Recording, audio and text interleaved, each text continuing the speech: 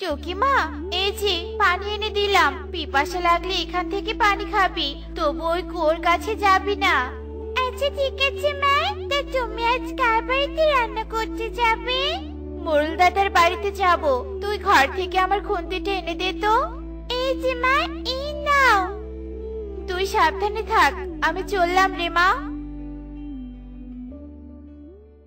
এত দেরি করে আসলি কেন? হ্যাঁ, তুই জানিস না অনেক রান্নার আয়োজন করেছি। আমাদের বন্ধু বান্ধবীরা দুপুরের আগেই চলে আসবে। তুই পারবি এত অল্প সময়ে সব রান্না শেষ করতে? হ্যাঁ দিদি, পারবো। আমার উপর ভরসা রাখো। দেখা যাবে কতটা পারিস। এখন বেশি বকবক না করে যা রান্নাঘরে যা।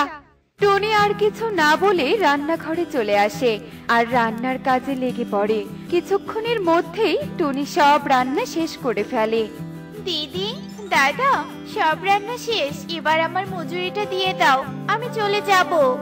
ওগো, টাকা দিয়ে একে বিদায় করো, আমি ওই দিকটা দেখে আসি। এই নে তোর মজুরি। এ কি দাদা, এত কম টাকা কেন? বাকি টাকা কোথায়? বাকি টাকা নেই, এটা নিয়েই কেটে পার। কি বলছো কি দাদা? কাজের মজুরি হয়েছে 500 টাকা, আর তুমি আমাকে 100 টাকা দিয়ে চলে যেতে বলছো? এ কেমন অবিচার! আমি তো তোমাদের কথা মতো সব রান্না করেছি। এবার ভনিতা না করে আমাকে আমার সব মজুরি বুঝিয়ে দাও। তোর এত বড় সাহস আমার মুখের উপর তর্ক করিস? যা দিয়েছি তা নিয়ে এখান থেকে চলে যা, নয়তো রাধুনিগিরি তো দূর, এবারই থাকতে পারবি না, এই আমি বলে দিলাম। আজ গরিব বলে আমাকে ঠকালে, দেখো একদিন তুমি আমার মতো অন্যের কাছে ঠকে যাবে। এভাবে মন খারাপ করে বসে আছো কেন? আর কখন এসেছো কাজ থেকে? আমার জন্য মোড়ল বাবুর বাড়ি থেকে খাবার আনোনি? মারে, ওই মোড়ল আমাকে সঠিক মজুরি না দিয়ে ঠকিয়েছে। জানি না গরিব বলে আর কত আমাকে সবাই ঠকাবে। রাঁধুনি হওয়ার পরও আমার ঘরে খাবার থাকে না, আমরা না খেয়ে থাকি। কেঁদো না, তুমি শান্ত হও। সবাই তোমাকে থাকালেও বিধাতা তোমাকে থাকবে না। দেখে নিও, একদিন না একদিন তুমি তোমার ন্যায্য মজুরি সোজা বিধাতার কাছ থেকেই পাবে। তাই যেন হয় রে মা। মা, আমার একটা আবদার আছে। কি আবদার রে মা? আমার জন্মদিনে আমার বন্ধুরা সবাই ফলের পায়েস খেতে চেয়েছে। তুমি সেদিন ফলের পায়েসের আয়োজন করবে কেমন? পায়েস? কিন্তু আমি তো পায়েস রান্না করতে পারি না রে মা। তুই মন খারাপ করিস না, তোর জন্মদিনে কোনো পায়েসের আয়োজন করতে পারবো না। মন খারাপ করে দিয়ে বলছে মন খারাপ করিস না। পায়েস না রান্না করলে আমি জন্মদিনে বাড়িতেই থাকবো না। আহা কাকুলি, দিলে তো মেয়েটার মনটা খারাপ করে। তুই মন খারাপ করিস না রে মা, টুনির হাতের পায়েস অনেক মজার হয়।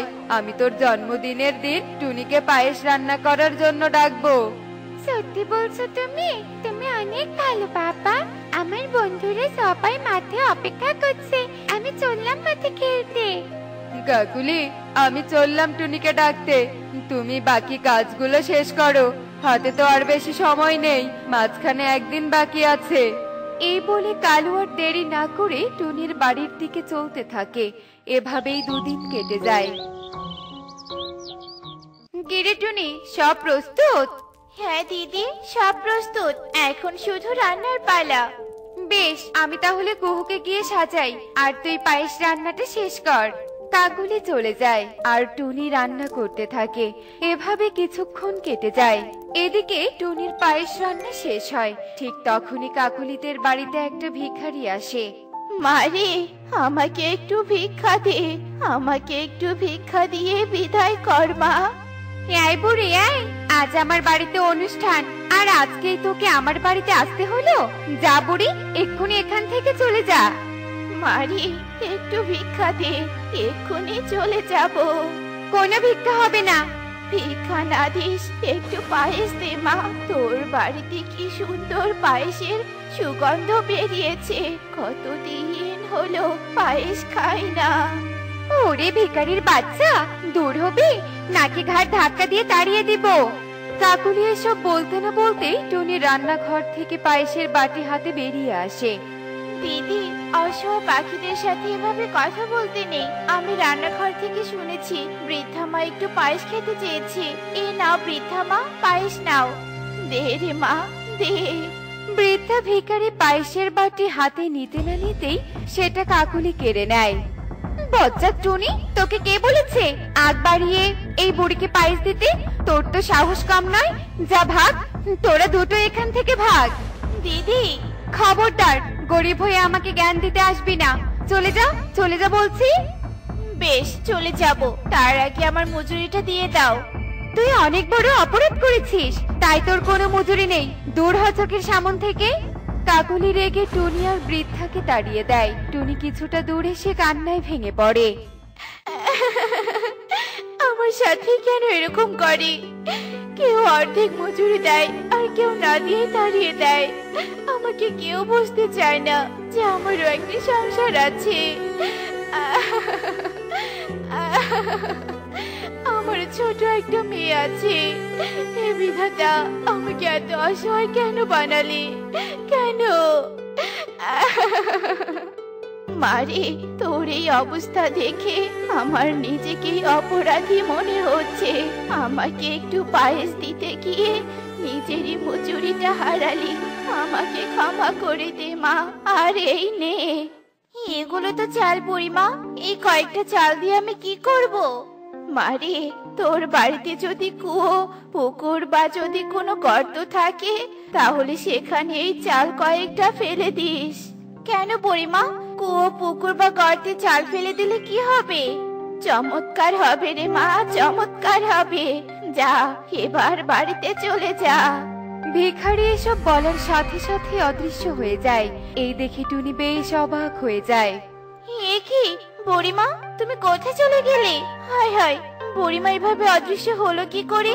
কে ছিল তাহলে বুড়িমা? টুনি অস্থির হয়ে চারদিকে খুঁজতে থাকে। ঠিক তখনই টুনির কানে এক গায়েবী আওয়াজ এসে পৌঁছায়। টুনি, আমি কোনো ভিখারি ছিলাম না।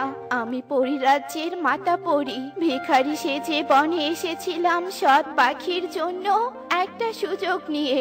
তোর সততার ব্যবহারে আমি মুক্ত হয়েছি। আমার সেই সুযোগটাই তুই পেয়েছিস। সারা জীবন এরকম সৎ, দয়ালু, নির্লোভী হয়েই থাকিস। আমাকে না খুঁজে বাড়িতে গিয়ে সুযোগটা কাজে লাগা মা।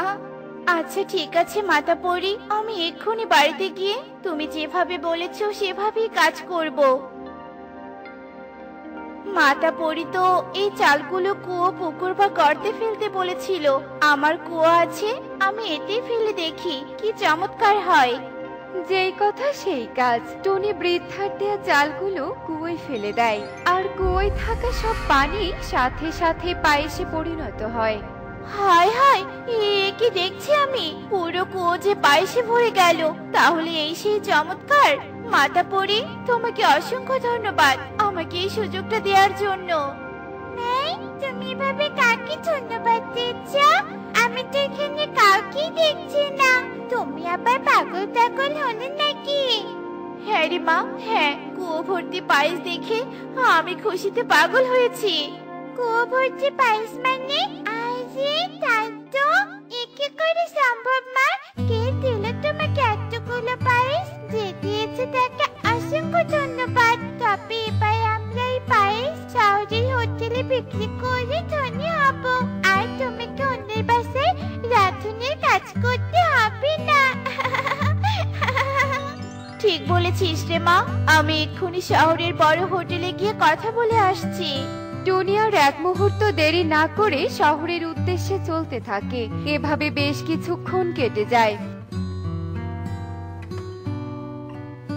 দাদা, এই সেই পায়েসের কুয়ো। আরে বাহ, কি সুন্দর সুগন্ধ বেরিয়েছে। আহা, মনটা একেবারে ভরে গেল। টনি বোন, আমি এখন থেকে এই পায়েস নিয়ে গিয়ে হোটেলে বিক্রি করব। আমি নিশ্চিত বনের আর বিদেশের বনের পাখিরা এই পায়েস অনেক প্রশংসা করবে। আর কথা নয় বোন, এই নে টাকা। এবার আমি চলি। এখন থেকে আমার কাজের পাখি রোজ এসে পায়েস নিয়ে যাবে আর টাকা দিয়ে যাবে। আচ্ছা ঠিক আছে দাদা। কবুতর টাকা দিয়ে পায়েস নিয়ে খুশি মনে সেখান থেকে চলে যায়। টুনি এভাবে পায়েস বিক্রি করে ধনী হয়ে যায় আর সুখেই দিন কাটাতে থাকে। এমনই সব মজার মজার শিক্ষণীয় টুনি পাখির গল্প দেখতে আমাদের পাশেই থেকো। আর গল্পগুলো কেমন হচ্ছে তা কমেন্টে জানাতে ভুলো না কিন্তু। Bye bye. বাহ, কি সুন্দর শীতল বাতাস এই নদীর কিনারে, কিন্তু কিসের যেন একটা কমতি আছে এখানে। পেয়েছি, এখানে যদি একটা ফুল বাগান হয় তাহলে নদীর সৌন্দর্য আরো বেড়ে যাবে। বাহ, কি সুন্দর লাগছে এখন। আজ থেকে এই জায়গা আর এই ফুলের বাগান আমার। চল না, বাইরে কোথাও খেলতে যাই। আর পড়তে ইচ্ছে করে না, সে কখন থেকে পড়াশোনা করছি। তুই একদম ঠিক বলেছিস রে কুহু, এত পড়াশোনা করতে কার ভালো লাগে বল। চল আমরা এখন খেলতে যাই। হ্যাঁ, তোরা কি বলছিস? হ্যাঁ, তোদের পড়াশোনা কি শেষ হয়েছে? যদি শেষ হয় তাহলে এখন আয়, খাবার খেয়ে নে। মা, ও মা, আমি তো পানি খাবো। এখন একটু খেলতে চাই না মা। আর আমাদের স্কুলের পড়া সব শেষ হয়ে গেছে। যাই না মা, প্লিজ। ঠিক আছে, আমি তোদের খেলতে যেতে দিব, কিন্তু আমি যে খাবার নিয়ে এলাম সেগুলো শেষ করে যেতে হবে। আচ্ছা ঠিক আছে মা, আমরা তাহলে খাবার খেয়ে খেলতে যাবো।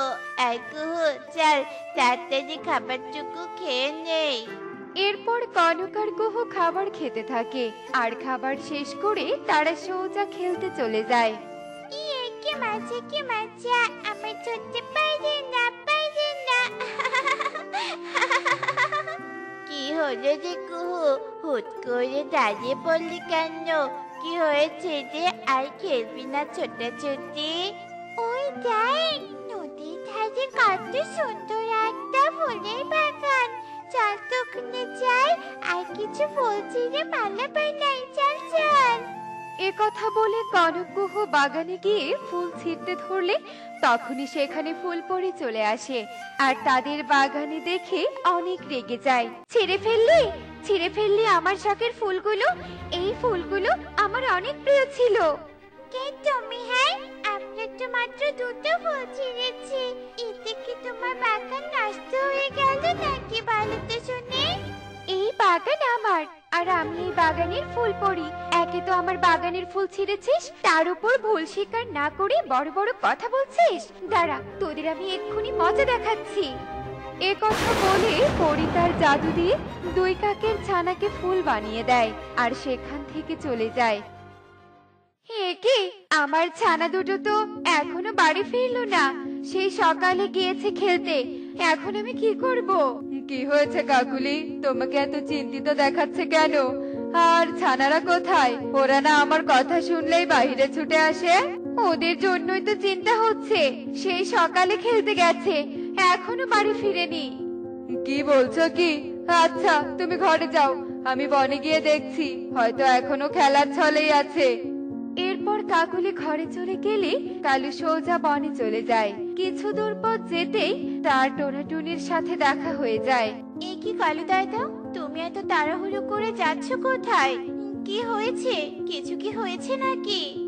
আর বলিস না টুনি, সেই কখন থেকে আমার ছানা দুটোকে খুঁজছি, কিন্তু কোথাও পাচ্ছি না। এদিকে প্রায় সন্ধ্যা হয়ে এলো। কি বলছো কি? চলো আমরা তোমাকে সাহায্য করি। এভাবে একা একা খুঁজলে তো অনেক দেরি হবে। এ কথা বলে তারা তিনজন আবার কাকের ছানাদের খুঁজতে থাকে, আর এভাবে খুঁজতে খুঁজতে হঠাৎ তাদের খরগোশের সাথে দেখা হয়ে যায়। খরগোশ দাদা, ও খরগোশ দাদা, তুমি কি আজ কোথাও কালু দাদার ছানাদের দেখেছো? হ্যাঁ টোনাটুনি, আজ সকালে আমি ওদেরকে দেখেছিলাম। কোথায় কোথায় দেখেছো আমার ছানাকে? ওদেরকে তো ওই পাশের নদীর ধারে যেতে দেখেছিলাম, ওরা ওখানে খেলতে গিয়েছিল।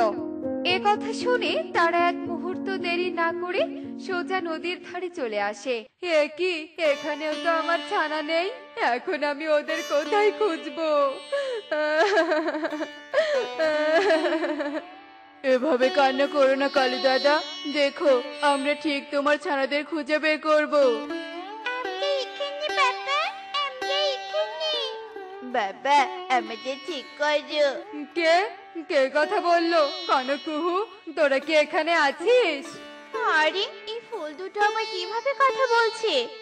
আমি কুহু কোনো ফুল না। হ্যাঁ, আর আমি কনক, আমাদের ঠিক করো, আমাদের এভাবে থাকতে খুব কষ্ট হচ্ছে। কিন্তু তোদের এমন দুর্দশা হলো কি করে? এরপর কনক আর কুহু তাদের সম্পূর্ণ ঘটনা খুলে বলে। আমার তো মনে হচ্ছে তোমাদের ওই পরী ঠিক করতে পারবে, আমরা এখানে কিছুই করতে পারবো না।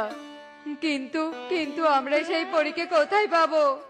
চিন্তা করো না বাবা, ওই পরী বলেছে ও আবার কাল সকালে আসবে, তাই তোমরা কাল ওই পরী দেখা পাবে।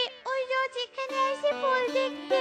চিন্তা করো না বাবা, আমরা কষ্ট করে হলেও রাতটা এখানে কাটিয়ে দিব।